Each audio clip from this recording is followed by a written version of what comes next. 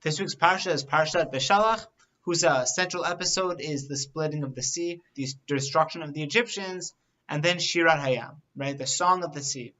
Now, this Torah is based on Rav Bernstein. That should come as no surprise anymore. And he bases his Torah on the words of the Shemi Shmuel, or the Sakachav Rebbe. And he bases his words on the Arizal. So the Arizal says that the exile in Egypt was the exile of speech. Now, what does that mean? Because after all, you have the person sitting in front of you, right? He's saying words. You hear those words. They make sense to you. You understand what he's saying. So what does that mean for a speech to be in exile? So the answer to that is, even though, you could see the person, he's right there and you can hear the words, sometimes the person who's saying those words isn't present. He's not quite there. He's not standing behind the words he's saying. So you could say his exile is in speech. Because even though he is there, his words aren't connected to him. Now, what does that have to do with... Now, there are multiple reasons this could happen, right? Who knows? Maybe he's just preoccupied. He's thinking of something else. Or there might be another reason why he and his words aren't connecting. And that's what we want to explore. Because that is the issue that happened with the Jewish people. Now, what is this other reason for someone not to stand behind his words? So you can actually see the answer to that at the beginning of Parshat Vayechi.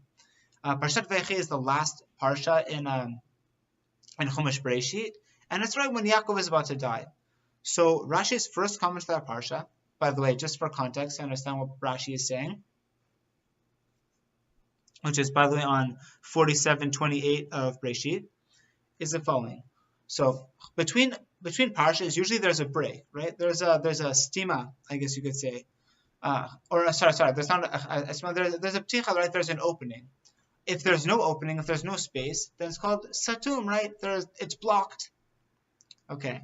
So usually between parshas, it's open.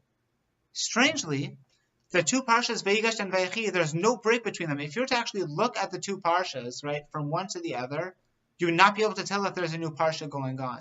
Why is that? So says Rashi, Vayechi Yaakov, Lama parsha zu stuma. So Rashi asks that question, why is it satum, right? Why is it closed? Because once Yaakov Avinu died,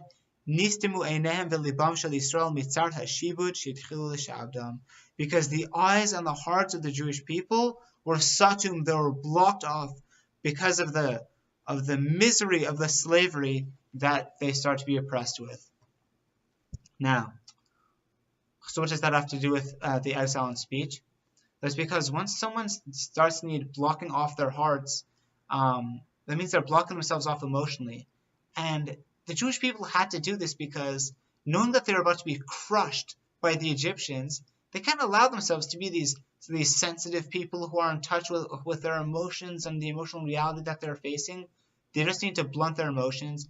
They need to try to be unfeeling people so that they could survive the terrors of slavery and the horrors of slavery. And so we see that when God wants to redeem the Jewish people, He can't just take them out because, okay, great, so now you're physically free, but God wants the Jewish people to be His people. He wants us to connect to Him. He also wants us to connect to His Torah. God wants us to connect to His mitzvahs. And in order for there to be a legitimate connection, there needs to be an emotional connection there to make it tangible and real and substantial. And as such, God can't take the Jewish people by giving Pharaoh a debilitating migraine. God could have done that, but instead, God goes and hammers the Egyptian people repeatedly over a year, makkah by makkah, with 10 plagues, so that the Jewish people seeing this could slowly awaken out of their reverie and allow themselves to start feeling again and to start being emotionally connected again. And this ultimate expression happened at the Yam Suf. Because here the Jewish people they've left Egypt beyad ramah, right, with an upraised hand, because finally they feel we're free, we can feel again.